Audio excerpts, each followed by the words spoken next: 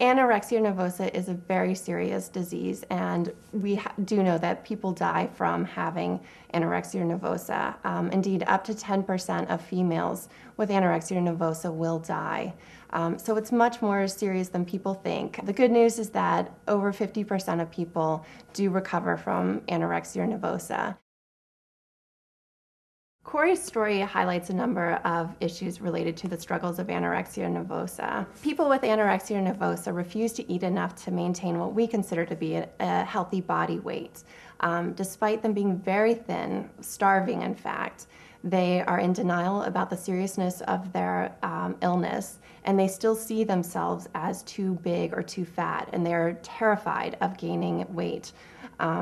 They may go to extremes to maintain or to lose more weight, things like fasting, starving, binging and purging, using laxatives, and diet pills and diuretics. And they base all of their self-esteem in how they look. The treatment of anorexia nervosa is complex, but the bottom line is the person must be refed, and food is medicine. This may require hospitalization. The refeeding process can be medically challenging. From then, it looks like there are some therapies that are helpful in the treatment of anorexia nervosa, particularly cognitive behavioral therapy, and there may be some medications that are helpful.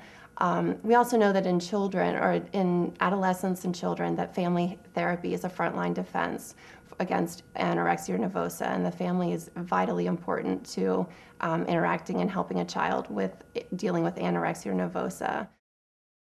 Pro-ana websites do not have any educational value, and they promote a very deadly disease, in my opinion, and should be banned from computers and from households.